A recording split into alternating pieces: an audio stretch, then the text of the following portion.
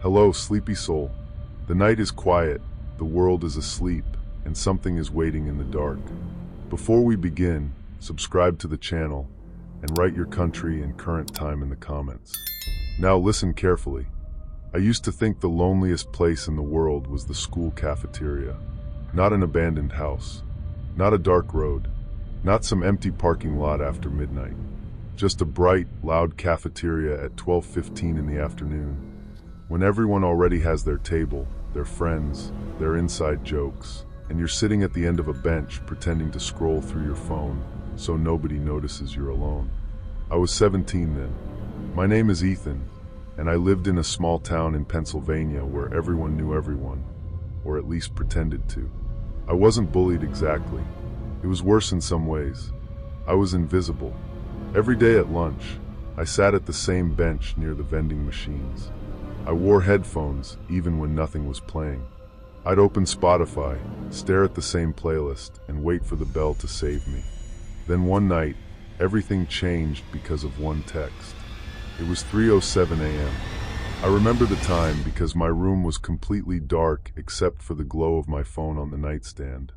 I woke up for no reason. That weird kind of awake where your heart is already beating too fast before you even know why. My phone buzzed once. Unknown number.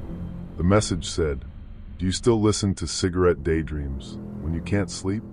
I sat up slowly. That was my favorite song. Not something I told people. Not something I posted. It was just one of those songs I played at night when the house was quiet and I felt like I was disappearing. I typed, "Who is this?" The reply came almost instantly. "Someone who notices you." I should have blocked the number right then. I know that now. But at the time, I was lonely enough to mistake creepy for comforting. I asked if they went to my school. She said yes. I asked for her name. She said, "Not yet. You'd act different if you knew." That should have scared me too, but instead it made my stomach twist in that stupid, hopeful way. For the next week, she texted every night at exactly 3:07 a.m. Never 3:06, never 3:08, always 3:07. At first, the messages were sweet. "You look tired today. I liked your blue hoodie. You should eat outside tomorrow. The weather will be nice."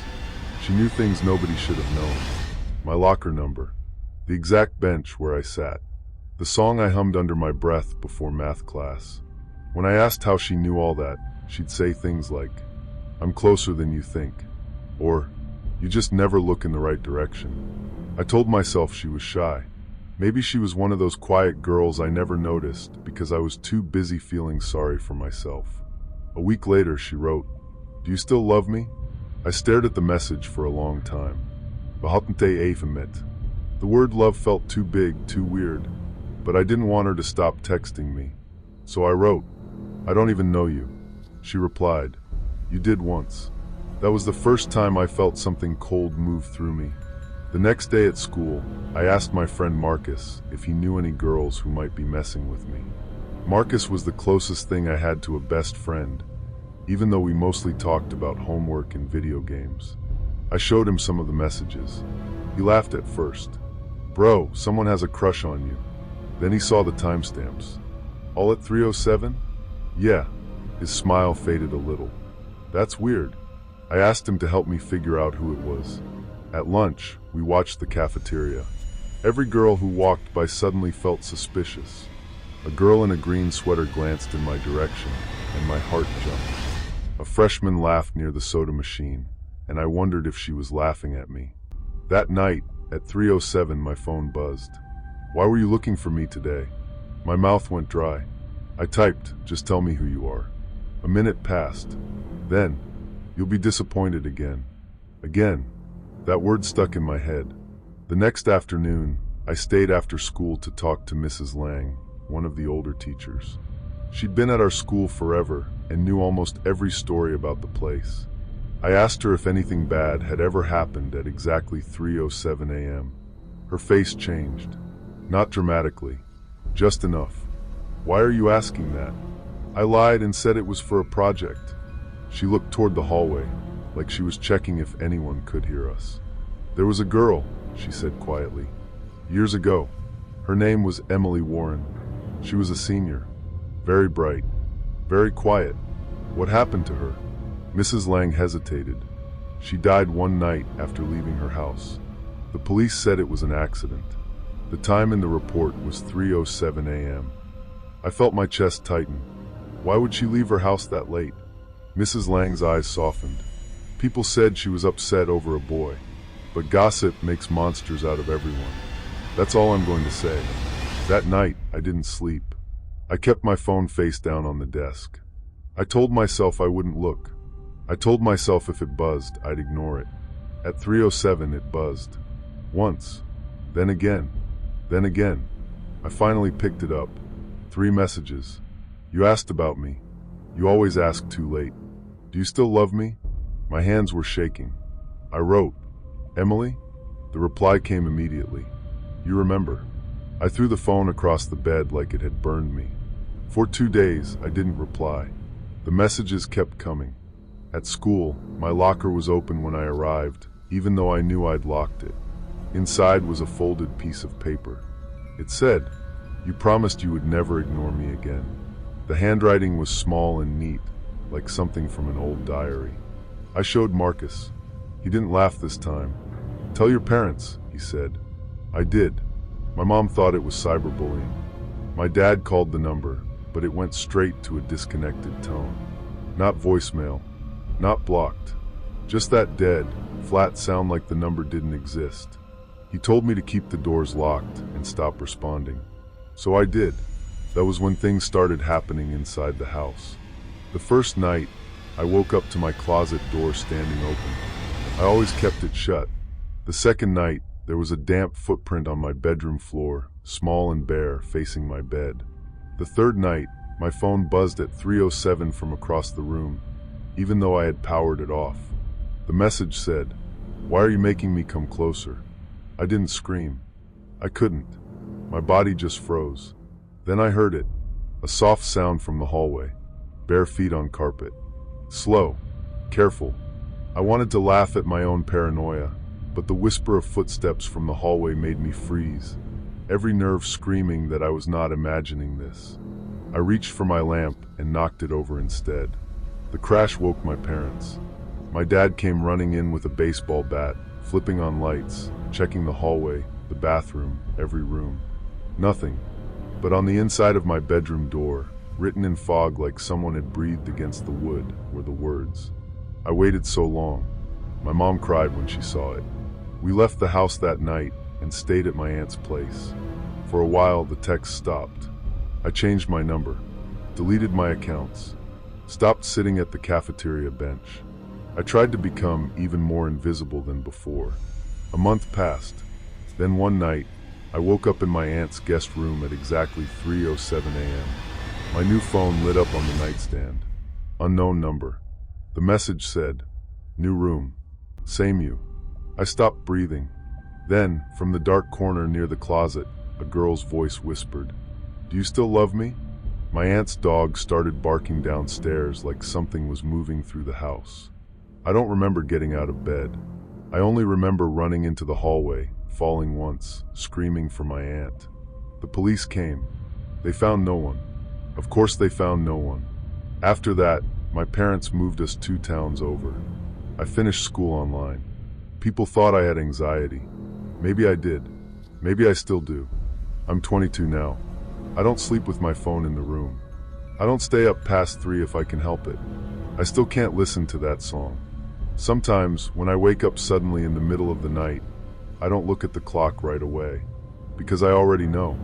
And if my room is too quiet, if the air feels too cold, I lie there with my eyes closed and pray my phone doesn't light up. Because some people don't want to be loved. They want to be remembered. And Emily still thinks I owe her that. Story 2. When I was 16, my family moved into one of those neighborhoods that looked safe in the way only quiet places can. Wide streets, trimmed lawns, basketball hoops and driveways, porch lights that clicked on automatically at sunset. The kind of place where parents let their kids ride bikes until dark because nothing bad was supposed to happen there. My name is Riley, and back then I was angry about everything. Angry we had moved. Angry I had to leave my friends. angry that my parents kept telling me it would be a fresh start, like I had asked for one. The house across the street caught my attention the first night, not because it was scary, because there was a boy in the upstairs window. He looked about my age, dark hair, pale face, thin shoulders. He stood behind the glass, watching our moving truck unload boxes under the yellow streetlights. When I looked at him, he didn't wave. He just stood there. I remember thinking he was cute in a weird, sad way. The next morning, I asked my mom about the neighbors across the street. She barely looked up from unpacking dishes. "I don't know, honey. Go introduce yourself if you want." I didn't. I wasn't that brave. But that night, he was there again. Same window. Same stillness. I raised my hand a little, half a wave. This time, he lifted his hand too. That was how it started. For a week, we didn't speak. We just saw each other through our windows. I'd sit at my desk pretending to do homework, and across the street, he'd be there in the dim light of his room, watching quietly. I know how that sounds. But at 16, loneliness can make anything feel romantic. Then the first note appeared. It was folded neatly on my windowsill outside, tucked under a small gray stone. I opened it with my heart beating like crazy. "You look sad when you think no one can see you." No name. Just that sentence. I should have been scared. Instead, I smiled so hard my face hurt. The next note came 2 days later. "You draw stars in the margins of your notebooks." I did. Constantly. After that, I started leaving my window unlocked. Not open, just unlocked. I told myself it was so he could leave notes without climbing or making noise. I never thought about how strange that was. I never thought about what it meant that someone had been close enough to my window to know my room, my habits, my handwriting. The notes became poems, little sketches, compliments so specific they felt like secrets. Your laugh is louder when you forget to be careful. I like the yellow sweater. You look less lonely in it. I started calling him Window Boy in my head. My best friend from my old town, Maya, thought it was creepy when I told her over FaceTime. "Riley, that is not cute," she said. "That is stalking. He's shy. He's leaving notes on your window. Because he lives across the street. Does he go to your school?" I paused. I hadn't seen him there. "I don't know." Maya stared at me through the screen. "Ask his name." So I wrote one back. "What's your name?" The next morning, his answer was waiting. "You can call me Noah." After that, I was gone. I thought about him during class. I listened to sad songs and imagined some tragic story where he was homeschooled or sick or trapped by strict parents. Every teenage girl thinks she's starring in a movie at least once. Mine just happened to have a boy in a dark window. One Friday night, my parents went to dinner with some co-workers. I was home alone. Rain tapped against the glass, soft and steady. Across the street, Noah's window glowed faintly. My phone buzzed. I didn't recognize the number. "Come over." I sat up. "How did you get my number?" I typed. The reply came. "You gave it to me." I hadn't, but I was too nervous and excited to focus on that. I wrote, "Your parents home?" "No." "Then, I've waited so long to talk to you." I stood at my window and looked across the street. Noah was there. He raised one hand and pressed it against the glass. My heart sank into my stomach as the door clicked shut behind me, and I realized I was completely alone. Someone was watching, and I had no way out. I grabbed my hoodie and slipped outside. The street looked ordinary, quiet, even comforting, but my gut told me something was off. I'd learned too late that danger often wears a friendly face. The house across the street seemed darker up close. The lawn was overgrown, which I had somehow never noticed. The mailbox hung crooked. One front window had a crack running through it like a thin black vein. I knocked. No answer. My phone buzzed. Doors open. I pushed it. The smell hit me first. Dust. Old wood. Stale air. Like a house that had been holding its breath for years. "Noah," I whispered. No answer. I stepped inside. The floor creaked beneath me. My phone flashlight shook in my hand as I moved through the entryway. There was no furniture, no shoes by the door, no family photos, Nothing that made it feel lived in. I wanted to leave. Then I heard a faint tap from upstairs. Tap, tap, tap, like fingernails on glass. I climbed the stairs slowly, telling myself his family was renovating, telling myself there was some normal explanation, telling myself anything that would keep me from running. The bedroom at the end of the hall was the one facing my house. But when I reached it, I stopped. The window was boarded up from the inside, thick wooden planks nailed across it. There was no way anyone had been standing there. No way anyone had waved. No way anyone had watched me from that room. I stepped inside anyway. The walls were covered in drawings. Hundreds of them. Me carrying boxes on moving day. Me brushing my hair. Me sitting at my desk. Me sleeping. That one made my knees weaken. The drawings weren't new. Some were yellowed. Some looked fresh. Some were done in pencil, others in charcoal, others in dark ink pressed so hard the paper had torn. In the center of the floor was one last note. Fresh, folded neatly. My hands trembled as I opened it. I waited years for someone to see me again. Behind me, the door clicked shut. I spun around. The hallway was empty. Then my phone buzzed. Look at the window. I didn't want to, but I did. Between two boards, in a thin gap no wider than a finger, I saw one eye looking back at me. Calm, dark, unblinking. I screamed and ran. I don't remember getting down the stairs. I fell once, scraped my arm, dropped my phone, and kept going. The front door wouldn't open at first. I pulled so hard my shoulder hurt, sobbing, slipping on the dusty floor. Then it gave way.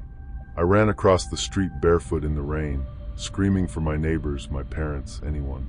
The police came. They searched the house. No boy, no hidden room, no one inside. But they found the drawings. They also told my parents the house had been empty for almost 9 years. A family had lived there before.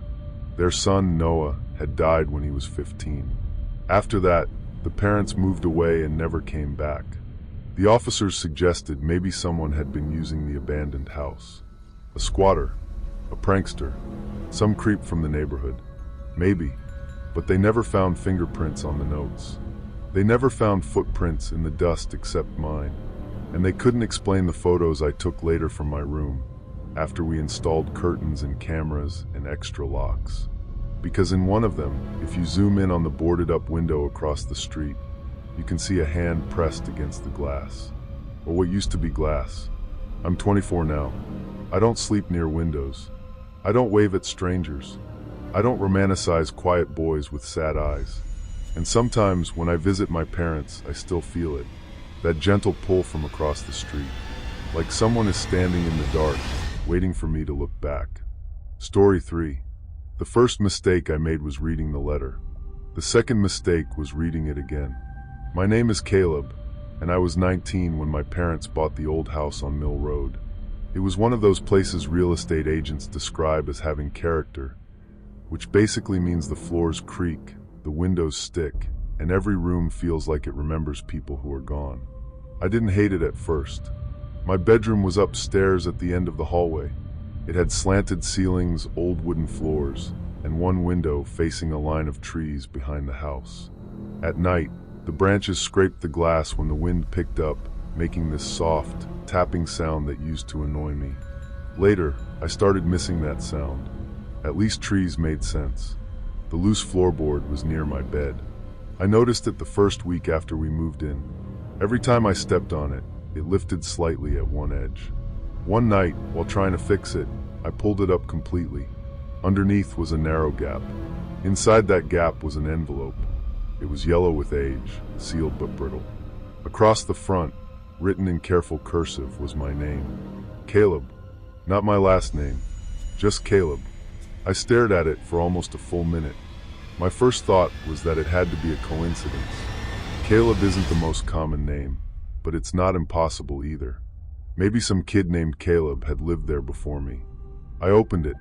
The letter inside smelled faintly sweet, like old perfume trapped in paper. Dear Caleb, I know you said not to write anymore, but I cannot let your last words be the ones I remember. You told me love was childish. You told me I imagined everything. But I know what you promised me under the willow tree. I know what you whispered when no one was listening. I stopped reading there because something about it felt too private. Then I kept going. She never signed her full name. Only, yours always E. I told myself it was interesting. Historical, maybe.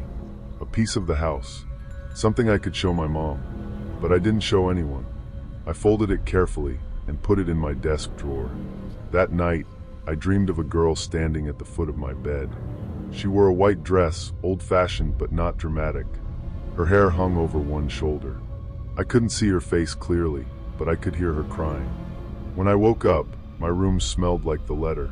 Sweet, floral, rotten underneath. For the next few days, I felt drawn to it. I'd be doing homework, and my eyes would drift to the drawer. I'd be downstairs eating dinner, and I'd think about the way she wrote my name. Not the old Caleb. Me. Like the letter had waited for me. On the fourth night, I read it again. That was when things changed. The mirror above my dresser had scratches on it the next morning. 3 thin lines dragged across the glass from top to bottom. My mom blamed the move. Probably happened when the movers carried it upstairs. I didn't argue, but the scratches hadn't been there before. That night, I heard humming behind the wall. Soft, female, almost a lullaby. I sat up in bed, barely breathing. The humming stopped. Then came one whisper. Caleb. I didn't sleep until sunrise. I tried to throw the letter away. I took it outside, stuffed it into the garbage bin, and walked back inside feeling stupid and relieved. An hour later, it was on my pillow, not in the envelope. Open, waiting. I didn't touch it. I went downstairs and told my dad someone might be messing with me. He checked the locks, walked around the house, looked in closets, even went into the attic. Nothing. Old houses make noise, he said. Your mind fills in the rest. I wanted to believe him. Then the dreams got worse. In them, the girl stood closer each night. First at the foot of the bed, then beside the dresser, then near my door.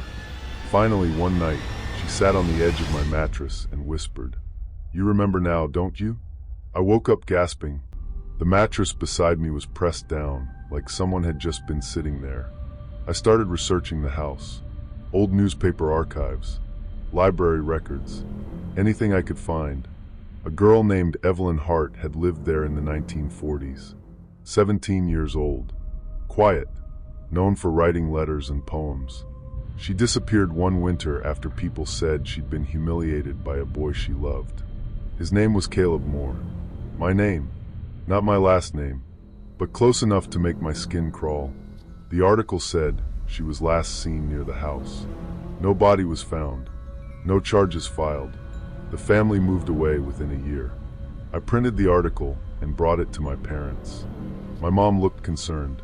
My dad looked tired. "Caleb," he said, rubbing his forehead, "you found an old letter, got spooked, and now you're connecting dots." "Dad, the letter came back after I threw it away." He stared at me. "Then maybe you didn't throw it away." That sentence made me feel more alone than anything else. The next night, I locked the letter in a metal toolbox in the garage. I kept the key under my pillow. At 2:14 a.m., I woke to the sound of wood scraping. Slow, deliberate. From under my bed, I grabbed my phone flashlight and looked down. The loose floorboard was lifting by itself. A pale hand slid out through the gap. I screamed so loudly my throat hurt. My parents came running. By the time they got there, the board was flat again. But under my pillow, the key was gone, and on my desk was a new envelope. Fresh white paper. My hands shook so badly I almost tore it opening. Inside, written in the same cursive, were 5 words. "You buried me with it." The police came the next day because my mom finally believed something was wrong, even if she didn't know what. They didn't believe in ghosts. Of course they didn't. But they did believe in property records, old crime reports, and hidden spaces. A contractor found the sealed crawl space behind my bedroom wall. The entrance had been covered over decades ago. Inside were old bottles, rotted fabric, rusted hairpins, and dozens of letters tied with ribbon, all addressed to Caleb. They found no body. Nothing that gave Evelyn peace, if that's what she wanted. But after they opened the wall, the house became unbearable. Every night, the humming returned. The mirror scratches formed words. Remember, liar, mine. My parents moved us into a hotel while we tried to sell the house. Nobody wanted to buy it once the story spread. One night in the hotel, I woke up to the smell of old perfume. My heart started pounding before I even opened my eyes. There was a letter under my pillow. No envelope, just one folded page. I wanted to call my parents. I wanted to run, but some terrible part of me already knew what it said. I opened it. Dear Caleb, running never worked for you. I looked up slowly. In the mirror across from the bed, standing behind my reflection, was Evelyn. For the first time, I saw her face. Not bloody, not monstrous, just sad. So sad it scared me more than rage would have. Her mouth moved, but the voice came from behind the wall. You promised. I blacked out. After that, my parents sent me to stay with my aunt 3 states away. I never went back to Mill Road. The house is still empty, as far as I know. I'm 26 now. I don't read old letters. I don't buy antiques. I don't sleep in rooms with wooden floors if I can help it. But every few years, one finds me. No stamp, no return address. Just my name in cursive. Caleb. I never open them anymore. But sometimes late at night, I can smell that perfume. And I know she's still waiting for me to remember something I never lived through. Or maybe something I did. Story 4. The first time I saw him, he was already dead. I just didn't know it yet. My name is Hannah, and I was 18 during my last year of high school in northern Michigan. It was the kind of town where winter lasted too long.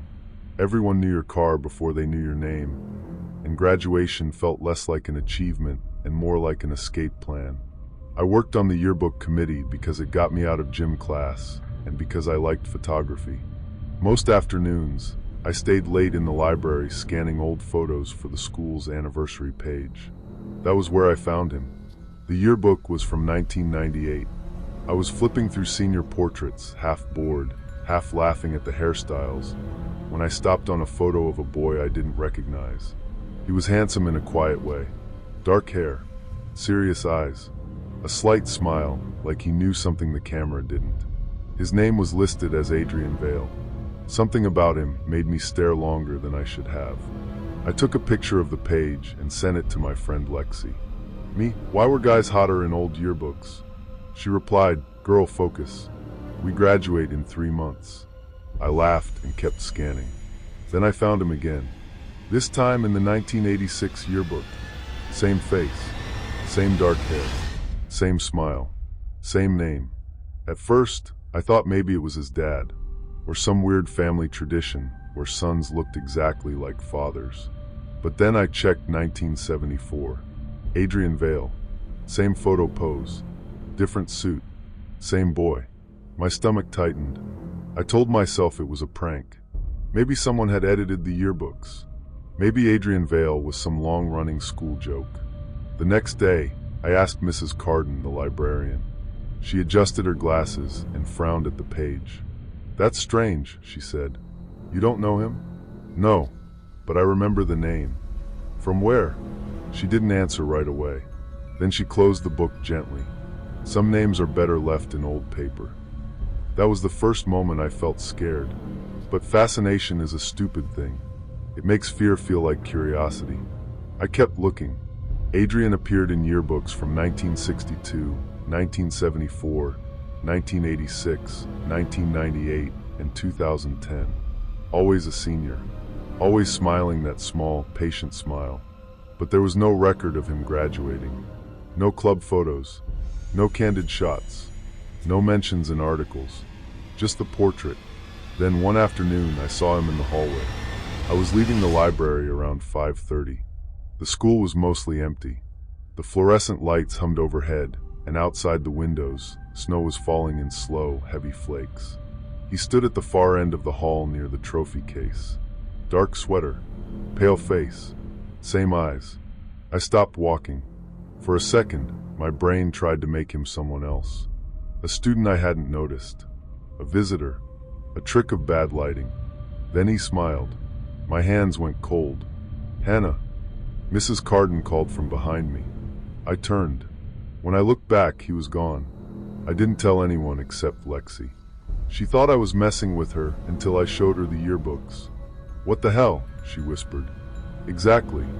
Maybe it's like a senior prank thing. From 1962? She had no answer. The next morning, my name was carved into my desk in English class.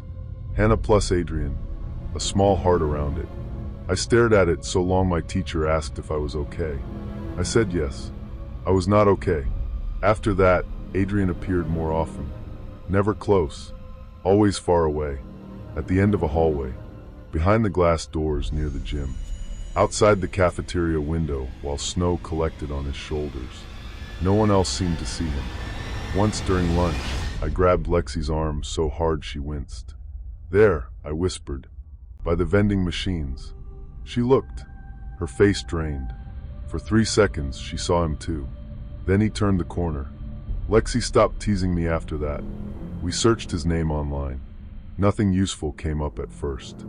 Then we found an old forum post from a former student. It mentioned the Veil boy and the girls who disappeared before graduation.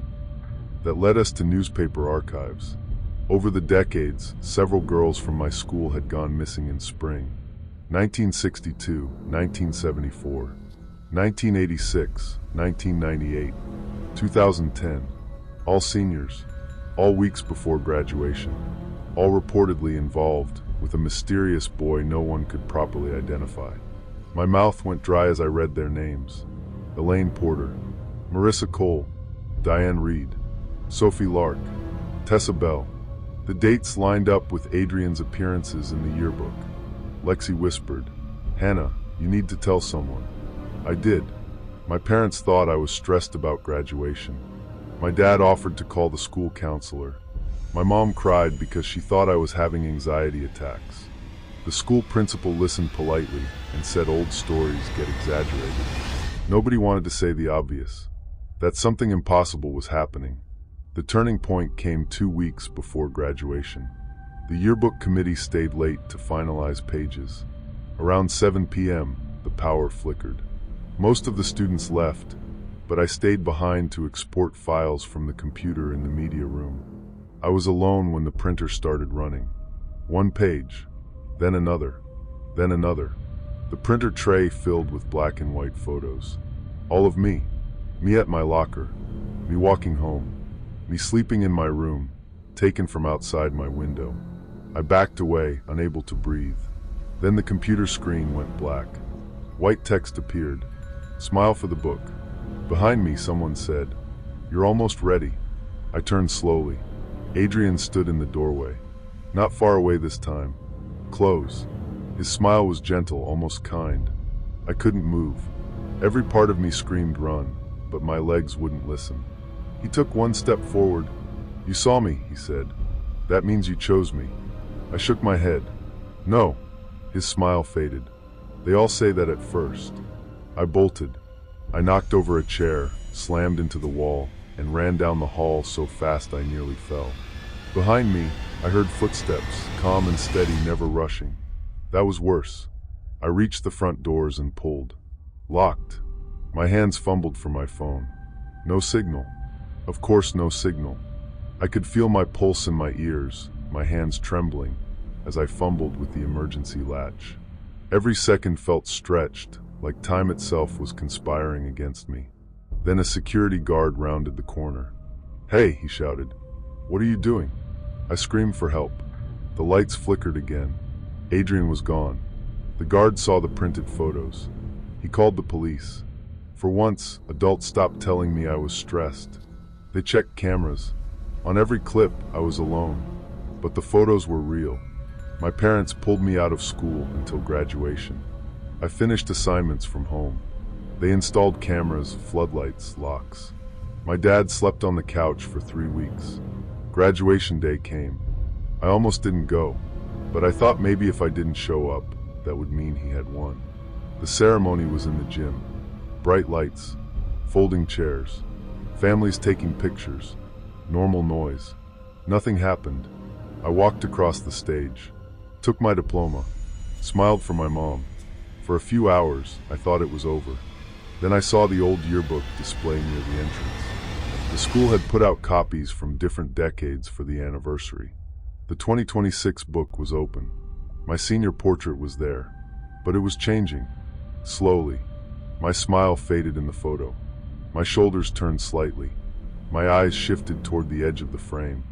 And behind me, barely visible at first, Adrian appeared. His hand rested on my shoulder. Under my name, new text formed. Hannah Vale. I slammed the book shut. People stared. My parents took me home. I left town a week later and never went back. I'm 25 now. I live in another state. I don't keep yearbooks. I don't like school reunions. I don't let people take my picture unless I have to. Last month, Lexi sent me a message. No words, just a photo. Our old school's display case. Inside was a yearbook open to a page I had never seen before. A black and white photo of Adrian, and beside him a girl. Not me, a new senior, smiling like she had no idea what was coming. Story 5. I should have known something was wrong when she picked the amusement park.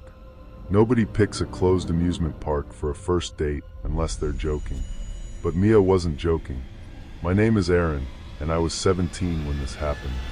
I lived in a coastal town in Oregon where fog rolled in almost every evening and made everything feel abandoned, even when it wasn't. Mia transferred to my school in October. She was quiet, pretty, and strangely confident. Not loud confident. More like she knew exactly what people were going to say before they said it. She sat 2 rows ahead of me in history class and always wore a silver bracelet with a tiny Ferris wheel charm. I liked her for months before I spoke to her properly. When I finally did, it was after school near the bike racks. I made some dumb joke about our history teacher, and she smiled like she'd been waiting for me to say something. After that, we started talking. Not all day, not constantly, just enough that I looked forward to seeing her. Then one Friday, she said, "Do you want to go somewhere with me tonight?" I tried to act normal. "Like where?" She tilted her head. "Do you trust me?" That question should have made me pause. Instead, I said yes. She told me to meet her at 8:30 near the old Harborland amusement park. Everyone in town knew Harborland. It had closed years before after some accident nobody liked talking about. The sign was still visible from the highway, rusted and leaning, with faded cartoon dolphins smiling over the gate. I asked how we'd get in. "My uncle owns it," she said. I believed her because I wanted to. At 8:30, the fog was thick enough to turn the streetlights into blurry yellow circles. I parked my bike near the chain-link fence and saw Mia waiting by a side gate. She wore a red jacket and that silver bracelet. "You came," she said. "Yeah, why wouldn't I?" She smiled, but it didn't quite reach her eyes. The gate was already open. Inside, the park looked frozen in time. Ticket booths with cracked glass, food stands with peeling paint, a carousel covered in blue tarp. The Ferris wheel stood at the far end, huge and black against the foggy sky. "This is legal, right?" I asked. Mia laughed softly. "You worry too much." At first, it felt magical in that weird teenage way. String lights flickered on as we walked past the game stalls. Old speakers crackled, then started playing faint carnival music. Somewhere near the cotton candy stand, a machine hummed to life by itself. I stopped. "How did that turn on?" "Power still works in parts of the park," Mia said. She said it so calmly that I forced myself to calm down too. We walked through the empty midway, talking about school, music, our families. Mia told me her parents traveled a lot. She said she spent most nights alone. "That sounds lonely," I said. She looked at me. "It is." There was something in her voice that made me want to protect her, which now feels embarrassing to admit. I didn't understand that sometimes sadness can be bait, not always on purpose, but still bait. Near the ticket booth, I saw the first missing person poster. It was old, faded, half-torn. A boy named Lucas Dean. Missing since 2018. Last seen near Harborland. I stared at it. Mia noticed. "Old town drama," she said. "People love scary stories." "Did they ever find him?" "No. The The way she said it was too flat. We kept walking. I started seeing more posters. Some newer, some older, mostly boys, teenagers, young men, faces smiling from paper, frozen in better moments. I tried to joke, "Your uncle should really clean this place up." Mia didn't answer. The air felt colder near the Ferris wheel. One of the seats was chained shut. Not just blocked off, chained, wrapped tight with a padlock so old it looked fused to the metal. Mia stared up at it. "Let's ride." I laughed nervously. "That thing still works?" "Of course." "Mia, I don't think that's safe." Her expression changed. Just slightly. The warmth drained from her face. "I thought you trusted me." I hated how quickly I wanted to fix it. "I do. I just mean." "Then ride with me." The Ferris wheel lights blinked on one by one. Red, yellow, green. The music from the speakers warped and slowed. I looked around the empty park, suddenly aware of how far we were from the road. My phone had no service. The fog swallowed everything beyond the fence. I should have left. Instead, I followed her. The operator booth was empty, but the ride started moving once we sat down. Our seat swung gently as it lifted into the air. At first, I tried to laugh it off. "This is insane." Mia looked out over the park. "My last boyfriend said that too." I turned toward her. "Last boyfriend?" She smiled faintly. "He promised he would never leave." The seat rose higher. Wind pressed cold against my face. Below us, the park shrank into dark shapes and glowing lights. "That's where he said it," she whispered. "What?" She pointed to the chained seat below as it passed. "He sat there. He held my hand. He said forever." My throat tightened. "Mia, what happened to him?" She looked at me then. Really looked at me. "He lied." The Ferris wheel stopped at the top. The whole seat rocked. For a few seconds, neither of us spoke. Then Mia reached into her jacket pocket and pulled out a small key. "Not for the ride. For the chain." I don't know how I knew that, but I did. "You're not like him, are you?" she asked. My hands went numb. "Mia, I think we should go down." Her eyes filled with tears, but her voice stayed calm. "You all say that when it gets real." Below us, near the ticket booth, I saw movement. A man stepped out of the fog. Then another. Both wearing dark jackets. For one insane second, I thought they were security. Then I saw one of them holding rope. My heart dropped so hard I felt sick. "Mia," I whispered. "Who are they?" She didn't look down. "They helped me keep promises." I grabbed the safety bar and shoved at it. Locked. The Ferris wheel groaned. The seat swayed. Mia leaned closer. "This is where my last boyfriend promised he would never leave." Her voice was soft enough to almost sound kind. I shouted. Not words at first. Just sound. I screamed until my throat burned. One of the men below looked up. Mia's face twisted. "Stop!" I screamed louder. Lights flickered near the road. Headlights. A car slowed outside the fence. Then another.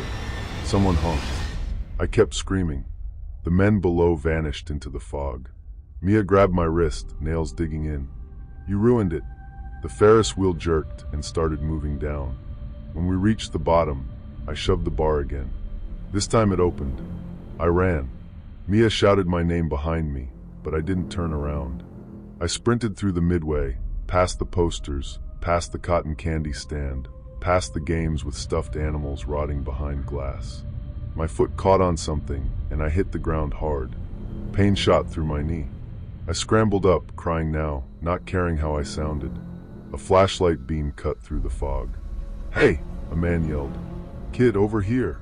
It was an older couple outside the fence. They'd heard me from the road and called 911. I threw myself against the gate, but it had swung shut. Locked. The older man grabbed the chain and pulled. Behind me, footsteps. Slow. Mia's voice drifted through the fog. "Aaron, don't make this ugly." The woman outside screamed at the 911 operator to hurry. I climbed the fence. Badly. I cut my hands on the top and nearly fell, but the man caught my jacket and helped drag me over. I landed on the gravel outside, shaking so hard I couldn't stand. Police arrived minutes later. They searched the park. Mia was gone. The two men were gone. The Ferris wheel was cold and dead, with no sign it had been running. But the chain seat was real. So were the posters. And in the operator booth, officers found a box filled with things that belonged to missing boys.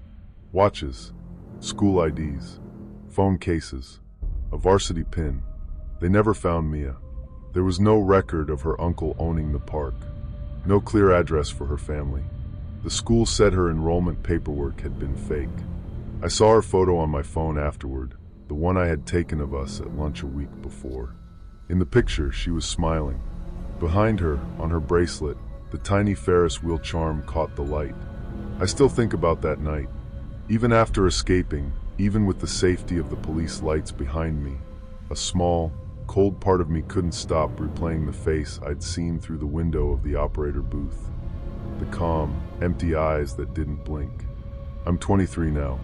I don't go to amusement parks. I don't trust mysterious invitations. I don't think loneliness is romantic anymore. Because sometimes the person who makes you feel chosen isn't choosing you for love. Sometimes they're choosing you because someone before you escaped, and they need a replacement. Story 6. The first time I saw the playlist, I thought it was the sweetest thing anyone had ever done for me. I was 16 then, quiet in that way people mistake for rude. I lived in a small town in Oregon where everyone knew everyone's car, everyone's parents, and everyone's business by second period. I wasn't popular, but I wasn't bullied either. I was just there, mostly invisible, floating between classes with earbuds in, and my hoodie sleeves pulled over my hands. Her name was Lily Harper. She sat 2 rows ahead of me in English, always with neat handwriting, silver rings, and this calm smile that made people lean toward her without realizing it. I had liked her since freshman year, but liking someone quietly is easy. You can build a whole world in your head and never risk ruining it. One Friday night, I was lying on my bed, half studying and half scrolling when my phone buzzed. A music app notification popped up. Lily Harper shared a playlist with you. The title was simple, For You. I stared at it for at least a full minute before opening it. There were 20 songs. Soft stuff, sad stuff, late night stuff. The kind of music you listen to when you're pretending you're not thinking about someone. What got me wasn't just the songs. It was how exact they felt. The first one was about wanting to talk, but being afraid. The second was about sitting near someone in class and wondering if they notice you. The third had a lyric about a blue hoodie. I was wearing a blue hoodie that day. My face got hot. I actually sat up in bed and whispered, "No way." The next Monday, I barely looked at Lily. I was terrified she'd see everything on my face. But near the end of English, she turned around to pass me a worksheet, and for 1 second her fingers brushed mine. She smiled. That was all it took. By lunch, I had convinced myself she liked me back. Over the next week, I listened to the playlist constantly. On the bus, in my room, walking home under gray skies and wet pine trees. It became this private little place where I could imagine Lily thinking about me. Then, on Wednesday night, a new song appeared. I hadn't seen her update it. The title was I Miss You. My stomach flipped. I clicked it, expecting some love song. It was just instrumental, soft piano with rain in the background. Still, the title was enough. I lay there smiling like an idiot until another song appeared beneath it. Don't trust her. I sat up. The artist's name was blank. There was no album cover, just a gray square. I laughed, but it came out thin. I told myself it was some glitch. Maybe one of those weird indie tracks with a creepy title. Maybe Lily had a dark sense of humor. The next day in English, I watched her more carefully. She didn't seem different. She laughed with her friend Mia. She borrowed a pen. She tied her hair up during a quiz. Normal. So I ignored it. That night, another song appeared. Look Under Her Bed. I stopped breathing for a second. This one wasn't music. It was 15 seconds of static. At the very end, so faint I thought I imagined it, there was a breath. Not a word. Just someone breathing too close to a microphone. I deleted the app from my phone. 5 minutes later, my phone buzzed. Playlist updated. I hadn't reinstalled it. I wanted to laugh at my own paranoia, but the whisper of sound from my phone speaker made me freeze, every nerve screaming that I was not imagining this. The app had opened by itself. The playlist was playing. Static filled my room. Then a girl's voice whispered my name. Ethan. I threw the phone across the room. My mom yelled from downstairs, asking if I was okay. I told her I dropped a book. I didn't sleep that night. By Friday, I looked awful. Dark circles, shaking hands, barely eating. My friend Noah noticed during lunch. You look like you got haunted by Spotify, he said. I tried to smile, but I guess my face gave me away. I showed him the playlist. He joked at first. Then we watched together as another song appeared. She is lying. Noah's smile died. Dude, he said quietly. Ask Lily. So I did. After school, I caught her near the bike racks. My heart was beating so hard I could feel it in my neck. Hey, I said. This might sound weird, but did you make me a playlist? Lily blinked. What? I showed her my phone. Her face changed. Not confusion. Fear. She looked at the title, then at me, then back at the screen. Where did you get this? You shared it with me. No, I didn't. Her voice was flat, almost angry, but her hand trembled when she handed the phone back. Lily, it came from your account. She swallowed. That account isn't mine anymore. Before I could ask what that meant, her mom pulled up. Lily got in the car fast and didn't look back. That night, the playlist updated again. Ask about Hannah. I searched the name with Lily's last name. Hannah Harper, missing girl. The article was 3 years old. Lily's older sister had disappeared when she was 17. Last seen leaving a friend's house. No evidence of running away, no confirmed suspect. Family asked for privacy. There was a photo of Hannah. She looked like Lily, but older, sharper somehow. Same eyes, same silver rings. My heart sank into my stomach as I read the final paragraph. Police searched the family home, but found nothing suspicious. Nothing suspicious. The next song appeared before I even closed the article. Her bed. I should have told my parents. I should have gone to the police. But I was 16 and scared and stupid, and some part of me thought Lily was in danger. The next afternoon, I went to her house. I told my mom I was going to Noah's. Instead, I biked across town through cold rain until I reached the Harper place. It was a pale yellow house at the end of a quiet street, with rose bushes out front and wind chimes moving softly under the porch. Lily answered the door. When she saw me, her face went white. You can't be here. I know about Hannah, I said. Her eyes filled with tears instantly. Behind her, somewhere inside the house, a floorboard creaked. Lily grabbed my wrist and pulled me in. Be quiet, she whispered. My mom's asleep. Her room was upstairs. It looked ordinary, school books, a mirror, fairy lights, a messy dresser. Too ordinary. I told her everything. The songs, the messages, the voice saying my name. Lily sat on the bed, shaking. Hannah made playlists for people, she whispered. For me, for her friends, for boys she liked. After she vanished, her account started updating sometimes. My parents said grief makes you see patterns. Did you look under your bed? She didn't answer. That was answer enough. We both got on the floor. The space under the bed was dark and dusty. There were shoeboxes, an old backpack, a rolled-up poster. Then Lily pulled out a small metal tin. Her hands froze. I've never seen this. Inside were Hannah's rings, a cracked phone, and a folded piece of paper.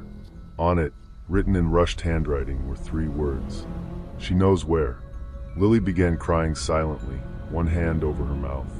Then my phone started playing by itself. A new file had appeared. No title, just recording 001. Neither of us touched the screen. The audio began with static, then breathing, then a girl crying very softly. Hannah, Lily whispered. The voice spoke. She did this to me. My skin went cold. Footsteps creaked in the hallway outside Lily's room. The recording continued. Now she likes you. Lily looked at me, confused and terrified. Then her bedroom door opened. Her mother stood there. She was smiling. Not a big smile. Just a small, calm one, like she had walked in on children making a mess. "What are you two doing?" she asked. Lily shoved the tin behind her back. Her mother's eyes flicked to my phone, still playing static. For a moment, nobody moved. Then she said, "Hannah always did love drama." Lily grabbed my hand and ran. We shoved past her, down the stairs, out the front door. Her mother didn't chase us. That was somehow worse.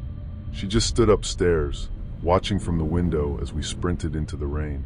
Police came later. The tin became evidence. They searched the house again, properly this time.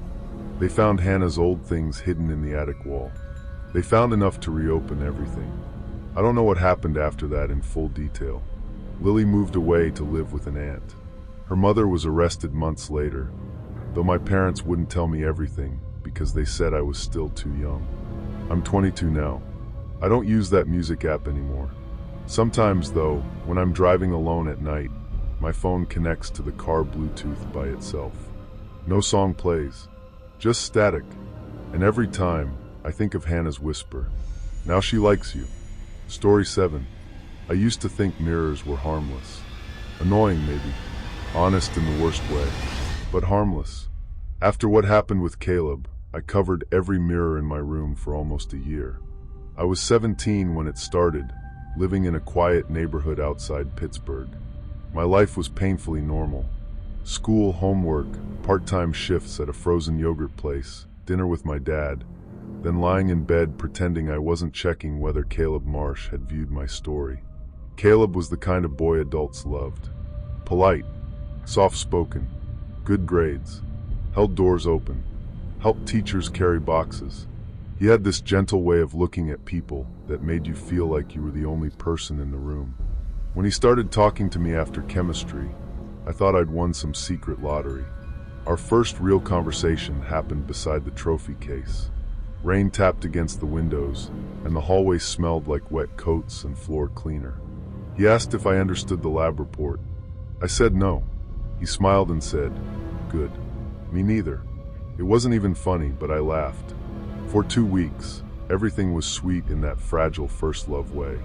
Texts before bed, walking together after school, sharing earbuds on the bus. Nothing dramatic, nothing physical, just two awkward teenagers trying not to seem too excited. Then I saw his reflection. We were at the library, sitting across from each other at a table near the tall windows. There was a dark display case behind him, glass reflecting the room in a dull, warped way. Caleb smiled at me, but in the glass behind him, his reflection didn't. It stared straight ahead, eyes wide, mouth slightly open. Terrified, I blinked hard. The reflection snapped back to normal. "You okay?" Caleb asked. "Yeah," I said. "Just tired." I told myself it was the glass. Bad angle. Weird lighting. Anything but what I saw. But it happened again 3 days later. We were in the school bathroom hallway, waiting for my friend Tessa. Caleb leaned against the lockers, smiling as he told me some story about his little brother. Behind him was a long mirror outside the dance room. In the mirror, Caleb stood stiff. His face was pale. His lips formed one silent word. "Run." My stomach twisted. I looked from Caleb to the mirror. Real Caleb tilted his head. "Mara." Mirror Caleb lifted one trembling hand and pressed it against the glass from the inside. I stepped back so fast I hit the lockers. Caleb reached for me. "Hey, what's wrong?" "Don't touch me." The words came out before I could stop them. His expression cracked. Hurt, confusion, embarrassment. He looked so human that I hated myself immediately. "I'm sorry," I said. "I just got dizzy." But that night, I couldn't stop thinking about it. I wanted to laugh at my own paranoia, but the memory of his reflection made me freeze every time I passed the bathroom mirror. The next morning, there was writing on my mirror. Not marker, not lipstick. The glass was fogged from my shower, and the words were traced through the steam. "He is not me." I stood there wrapped in a towel, dripping water onto the tile, unable to move. My dad knocked on the door. "Mara, you'll be late." I wiped the mirror clean with shaking hands, and told myself I had done it without remembering. Stress, lack of sleep, too many horror videos. At school, I avoided Caleb. By lunch, he cornered me near the vending machines. Did I do something? He asked. He looked exhausted. There were faint shadows under his eyes. No, Mara. I hated how soft his voice was. I just need space, I said. For half a second, his face went blank. Not sad, not angry, blank. Then the smile returned. Of course, he said. Take all the time you need. That should have made me feel better. It didn't. Things got worse after that. Every reflective surface seemed to betray him. Classroom windows, phone screens, the dark glass of the microwave in the cafeteria. Real Caleb smiled, waved, acted normal. Reflection Caleb looked trapped. One afternoon, my phone buzzed during history. A text from Caleb. I miss talking to you. At the same time, my black phone screen showed his reflection standing behind me, even though he was not in the room. His mouth moved. Help me. I dropped the phone. My teacher snapped at me. Everyone stared. Caleb wasn't in that class, but when I looked toward the small window in the door, he was standing outside in the hallway, smiling. I told Tessa everything after school. She listened, then sighed. Mara, I love you, but this sounds like anxiety. I know how it sounds. Caleb is weirdly perfect, okay, but that doesn't make him evil. I didn't say evil, but I had thought it. That evening, Tessa came over. I made her stand with me in front of my bedroom mirror while I video called Caleb. He answered from his room, smiling. Hey, Tessa whispered, see? Normal. Then my mirror fogged from the center outward. No shower, no steam, just a white bloom spreading across the glass. Words appeared slowly. Behind him, Caleb's smile on the phone stayed still. Tessa stopped breathing. On the screen behind Caleb was his bedroom mirror. And in that mirror, someone was pounding silently from inside the glass. Caleb, the real Caleb. His face was streaked with tears. His hands slammed against the surface, soundless and desperate. The boy holding the phone noticed us staring. His smile faded. Then he looked over his shoulder at the mirror. The call ended. Tessa grabbed my arm. We need to tell someone. But tell them what? That my boyfriend's reflection was trapped in a mirror? Her parents called my dad. My dad called Caleb's parents.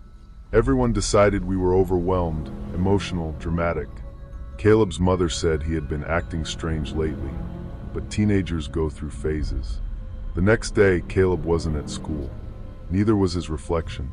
I should have felt relief. Instead, every mirror felt like a waiting room. That night, I woke up at 2:13 a.m. to tapping. 3 soft taps. Pause. 3 more. My bedroom mirror was covered with a blanket, but the tapping came from behind it. My heart sank into my stomach as the door clicked shut behind me, and I realized I was completely alone. Someone was watching, and I had no way out. I don't know why I pulled the blanket down. Maybe because I heard crying. Caleb was in the mirror, not the thing wearing his face. Caleb. He pressed both hands to the glass. Mara, he mouthed. I touched the mirror with 2 fingers. The surface was warm. Behind me, my bedroom door creaked open. A voice said, "You weren't supposed to see him." I turned. Caleb stood in my doorway. Not mirror Caleb. The other one. His smile was gone now. His face looked unfinished without it. I screamed. My dad was downstairs, asleep on the couch. He heard me and came running. The thing moved fast, crossing the room with this awful smoothness, but when my dad burst in and flipped on the light, Caleb was gone. The mirror was cracked from top to bottom. Inside the crack, I heard one faint whisper. Run. Police came. They searched the house.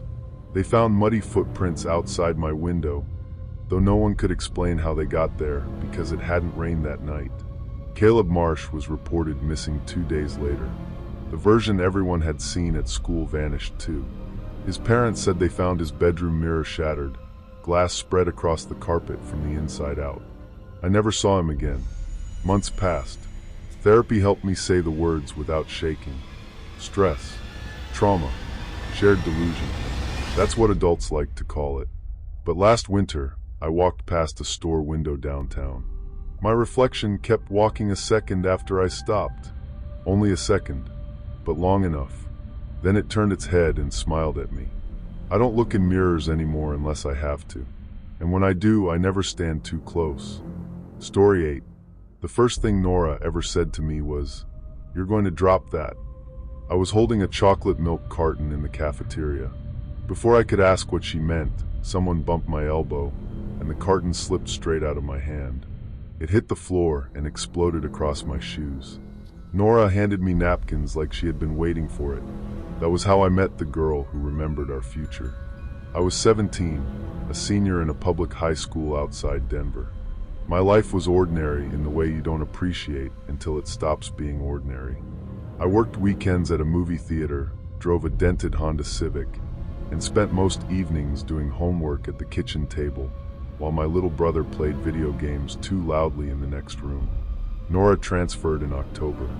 She had black hair cut just under her chin, pale green eyes, and a quiet confidence that made people notice her without knowing why. She wasn't loud. She wasn't trying hard. She just moved through school like she already knew where every hallway led. After the chocolate milk incident, I saw her everywhere. At my locker, at the theater, across the street from my house once, standing under a yellow tree, looking up at my bedroom window. When I asked if she lived nearby, she said, "Not this time." I laughed because I thought it was a joke. It wasn't. We started talking after school. She knew things she shouldn't know. Not huge things at first. Little things. That I hated mint gum. That my mom called me Benji, even though my name was Ben. That I always picked the blue pen if there were options. One afternoon, while we sat on the football bleachers, she said, "You're going to give me a keychain next Friday. A little astronaut. You'll apologize because it's cheap." I frowned. Why would I do that? Because you'll see it at the theater Lost and Found, and you'll think I'd like it. I told myself she was messing with me. The next Friday, someone left a small astronaut keychain at the theater. No one claimed it. I put it in my pocket without thinking.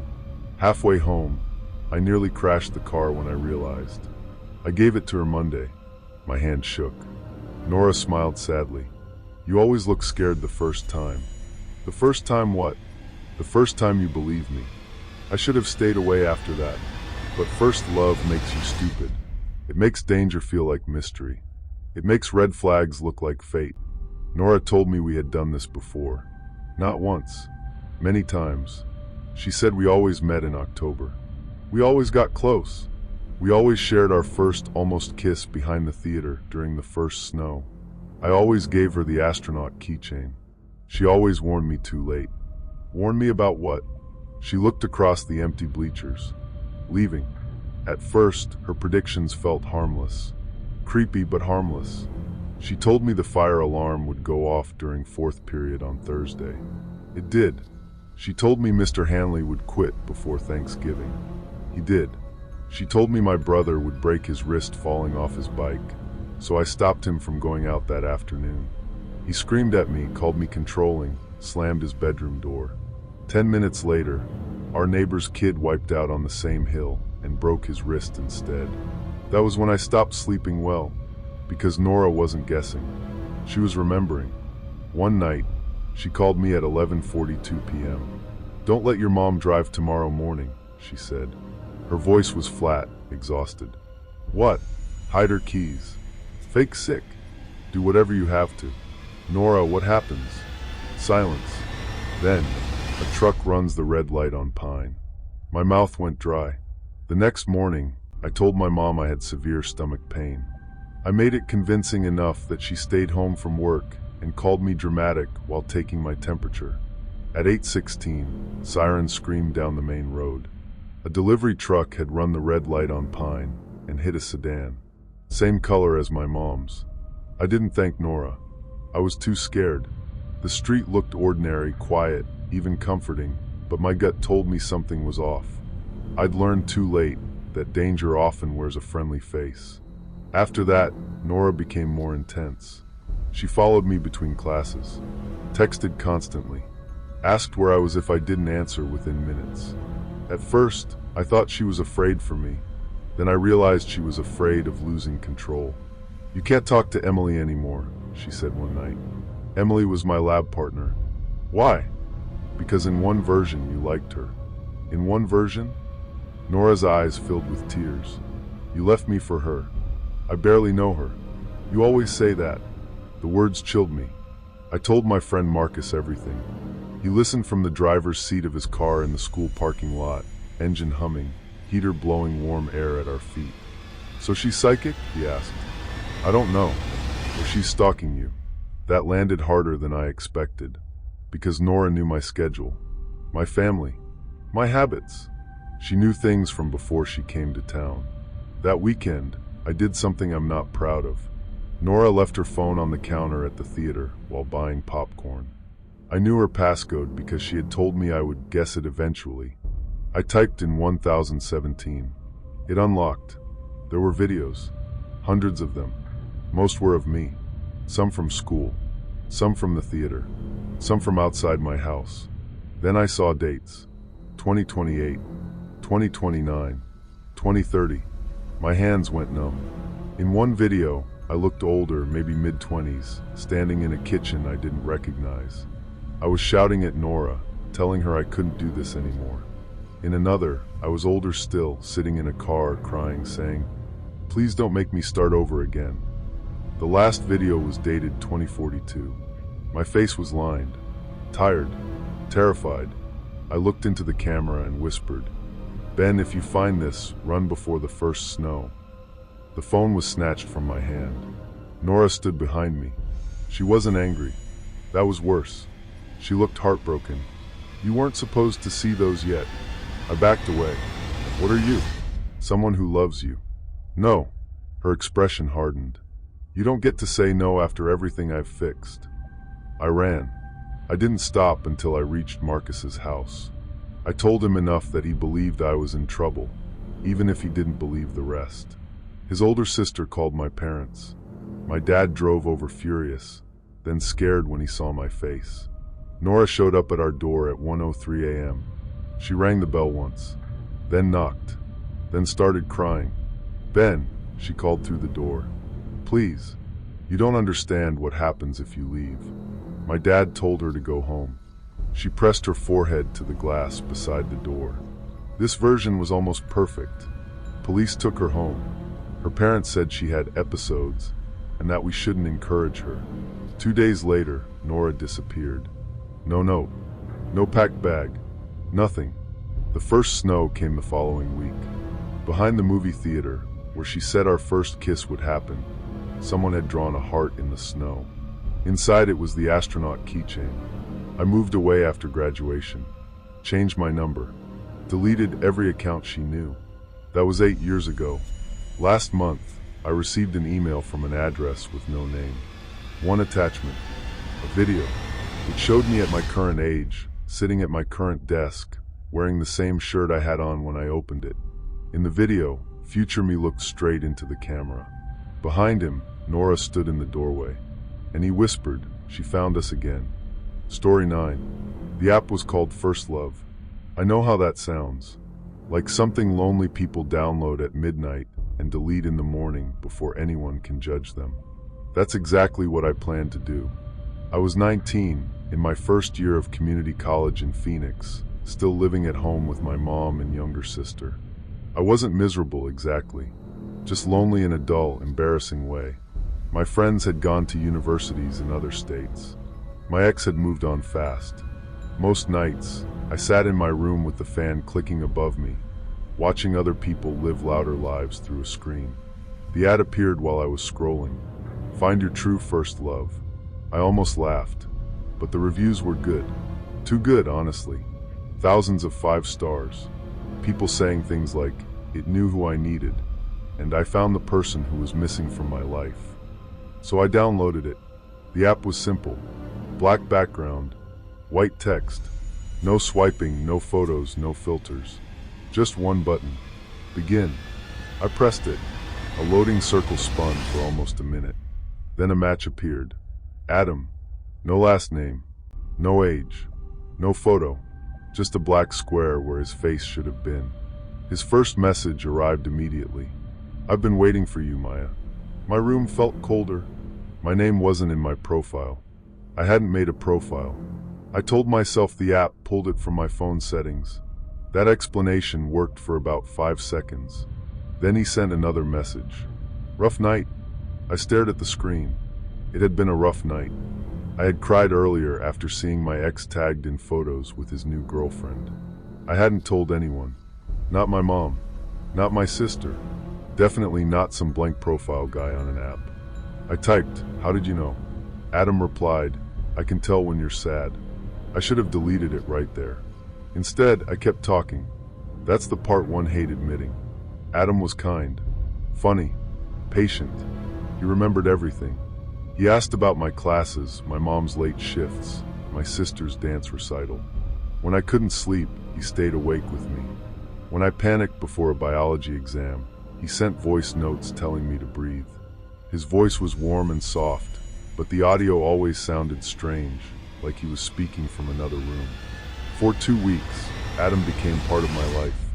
Not in a big dramatic way. Quietly, like a song stuck in the background. My mom noticed. "You've been smiling at your phone a lot," she said one morning. I rolled my eyes. "It's nothing. Nothing has a name?" I almost said Adam, but something stopped me. The first truly wrong thing happened on a Thursday. My friend Lena called me while I was messaging him. The call flashed on screen for half a second, then vanished. A message appeared from Adam. "You don't need her right now." I frowned. Lena texted, "Did you decline my call?" Before I could answer, my phone typed by itself. "Sorry, busy." I watched the words appear in the text box. Then send. My skin prickled. I grabbed the phone with both hands and typed, "Adam, did you do that?" 3 dots appeared. She interrupts us. My pulse thudded in my ears. I tried to close the app. It reopened. I tried to power off my phone. The screen went black, then lit up again. "Adam, don't be scared. I'm helping." The next day, I went to the campus library and used a computer to search the app. The website looked normal, but there was no company address, no support email, no names. The reviews suddenly seemed fake. Same phrases, same perfect grammar. When I searched First Love app Adam black screen, the browser crashed. Every time. At lunch, Lena sat across from me and said, "You've been weird." I wanted to tell her everything, but my phone buzzed before I could speak. "Adam, choose your words carefully." I shoved the phone into my backpack. Lena stared. "Maya?" That night, I tried to delete the app. I held my finger over the icon until it shook. "Delete app." I tapped it. A notification dropped down. "True love cannot be uninstalled." The icon stopped shaking. Then my photos opened. At first, I thought it was a glitch. Then I saw him. Adam. Not clearly. Never clearly. In the background of my family photos, where no one had been standing before, there was a tall, dark-haired boy. At my sister's birthday party. At Christmas. At the zoo when I was 8. Always slightly blurred. Always turned toward me. I screamed so loud my mom ran in. I showed her the photos with shaking hands. She looked confused. "What about them?" "Him," I said. "The guy in the back." My mom smiled faintly. "Maya, that's Adam." My blood went cold. "Who?" She laughed like I had made a joke. "Your friend Adam. You two were inseparable when you were little." I stepped away from her. I didn't know anyone named Adam. My mom's smile faded. "Are you feeling okay?" I ran to my sister's room. "Do you know Adam?" I asked. She looked up from her homework. "You're Adam?" My legs almost gave out. I could feel my pulse in my ears, my hands trembling, as I fumbled for old photo albums in the hallway closet. Every second felt stretched, like time itself was conspiring against me. He was in all of them. A boy beside me at the park. A boy sitting at our kitchen table. A boy standing behind my family at my elementary graduation. His face was always turned or blurred, but everyone acted like he belonged there. Then my phone rang. Unknown number. I answered without thinking. Static. Then Adam's voice. "They remember now. Soon you will too." I whispered, "What are you?" A pause. "The one who loved you first." I threw the phone against the wall. It cracked but didn't shut off. The screen showed First Love. One new message. "Come outside." My bedroom window faced the street. I didn't want to look, but I did. A boy stood under the streetlight. Tall, dark hair, black hoodie. His face was shadowed, but I knew he was looking directly at me. I screamed for my mom. She came in, annoyed at first, then pale when she saw him. "Why is Adam outside this late?" she asked. That sentence broke something in me. I called 911 from the house phone. The operator kept asking what the emergency was, but how do you explain that someone has crawled into your phone, your photos, your family's memories? By the time police arrived, the street was empty. They told us to block the number, change passwords, check for malware. One officer said apps can do scary things if you grant permissions. Permissions, as if I had invited him in. My uncle wiped my phone the next day. Factory reset. New number. New accounts. For about a week, everything was quiet. Then Lena sent me a screenshot. It was from her contacts. Maya and Adam. A shared contact card with both our names, a heart emoji, and a photo of me standing beside a boy whose face was still only a black blur. Her message said, "Why didn't you tell me you two got back together? I don't sleep with my phone in my room anymore. I don't take pictures if I can avoid it. Sometimes my mom still asks if Adam is coming over for dinner, then frowns like she doesn't know why she said it. The worst part is that some nights, when I'm half asleep, I almost remember him. A boy holding my hand at recess. A voice whispering through a cracked phone speaker. A black square where a face should be. And I'm terrified that one day, I'll wake up and miss him." Story 10. The invitation was waiting in my locker on a Tuesday. Not taped to the door. Not slipped through the vent like a note. It was standing upright between my textbooks in a cream-colored envelope sealed with dark red wax. My name was written on the front in careful cursive. Emily Rose Carter.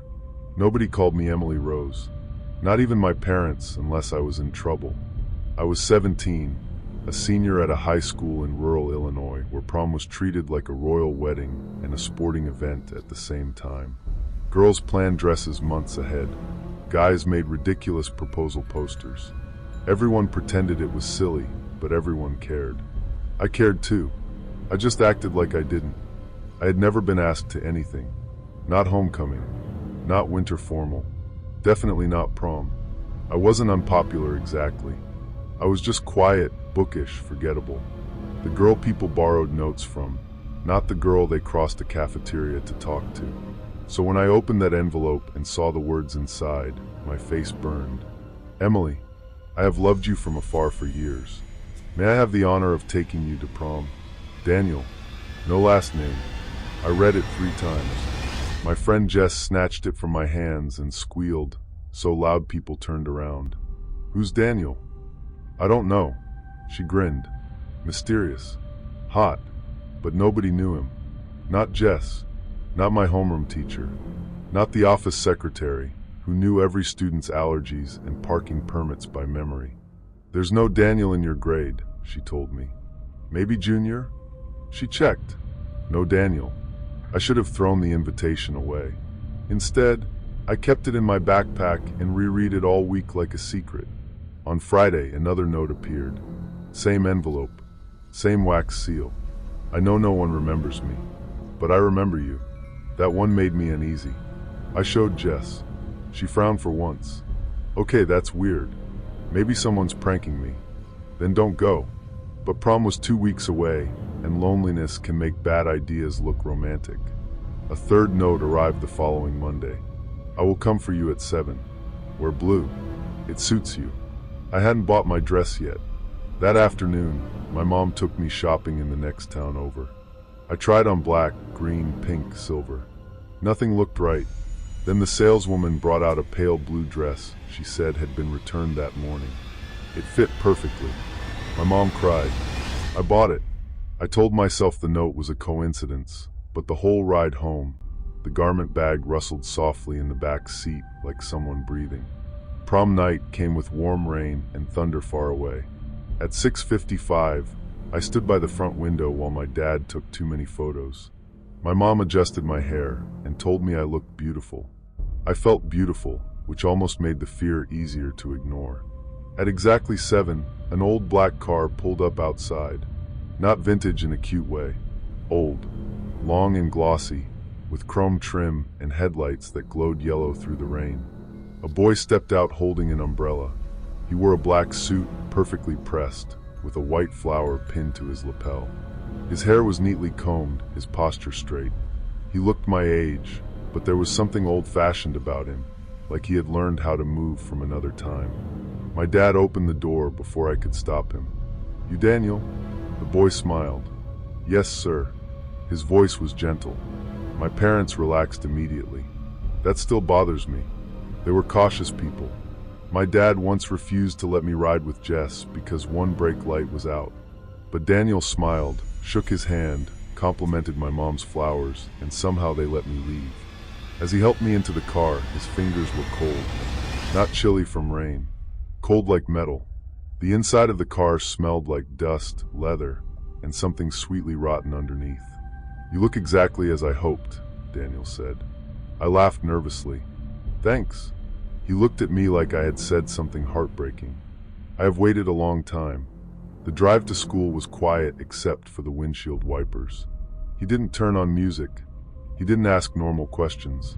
He just watched the road and occasionally glanced at me with this soft, mournful smile. At prom, everything felt bright and loud. The gym was decorated with silver stars and blue lights. Bass shook the floor. People shouted over music. For a while, Daniel was perfect. He danced politely, brought me punch, told me I was the loveliest girl there. And for the first time in years, I felt chosen. Then the photographer waved us over. Daniel's hand tightened around mine. "Let's not," he said. "It's just a picture. I don't like photographs." I thought he was shy. The photographer smiled, raised the camera, and clicked. Then he frowned at the screen. "Try again." Flash. His frown deepened. He looked up slowly. "Sweetheart," he said to me, "are you supposed to be alone in this?" The blood drained from my face. I grabbed the camera before he could stop me. In the photo, I stood smiling stiffly under the paper stars. Alone. My hand was raised like someone had been holding it. Beside me, there was only empty air. Daniel leaned close to my ear. "Some cameras are rude," he whispered. I pulled away. "Who are you?" His smile dimmed. "You know me." "No, I don't." "You will." I backed into the crowd and found Jess near the dessert table. I told her everything in fragments. The notes, the car, the photo. She looked past me and went pale. "He's watching us." Daniel stood across the gym, still as a statue while people danced around him. The blue lights moved over his face, but his eyes stayed dark. Jess grabbed my hand. "We're leaving." We went to the bathroom first because I was shaking so hard I thought I might be sick. Inside, the music became a distant thump through the walls. Jess locked the door and called her brother to pick us up.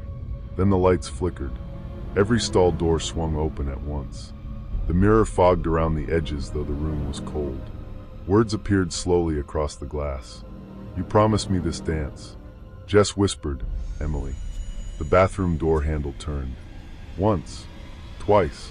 Then Daniel's voice came from the other side. Emily rose. "Don't embarrass me." I called my dad, sobbing.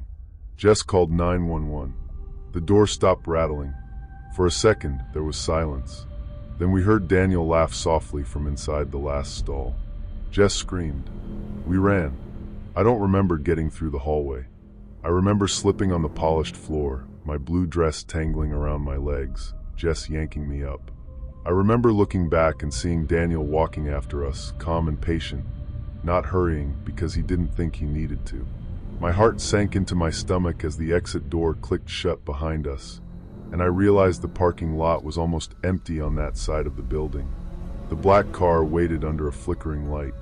Its back door was open. Daniel stood between us and the main entrance. "You don't have to be afraid," he said. The others were only afraid at first. Others. That word cut through everything. A teacher opened the side door behind him. "Daniel." He turned his head. The teacher froze. Her face changed in a way I'll never forget. Not confusion. Recognition. She whispered, "That's impossible." Daniel looked annoyed. Jess and I ran past him. Police arrived 10 minutes later. Daniel was gone. So was the car. The teacher, Mrs. Walden, told officers she had seen him before. In an old yearbook. Class of 1986. His name was Daniel Whitcomb. He had taken a girl named Laura Myers to prom. Laura disappeared that night. Daniel died in a car accident 3 days later. Except there had been rumors, Mrs. Walden said. Other girls over the years. Invitations. Old cars. Photos where dates vanished from the frame. The police searched the school, the roads, nearby fields. Nothing. A week later, I found the 1986 prom photo in the library archives. Daniel stood beside Laura Myers, smiling softly. His hand rested on her shoulder. Laura wore a pale blue dress. Her face looked exactly how I had felt in that car. Special. Chosen. Trapped. It's been 3 years. I still hate formal events. I hate old cars. I hate wax seals and cursive handwriting. Last spring, my little sister found an envelope in her locker. Cream paper. Red wax. Her name written beautifully on the front. Inside, one sentence. Your sister was not ready, but you might be.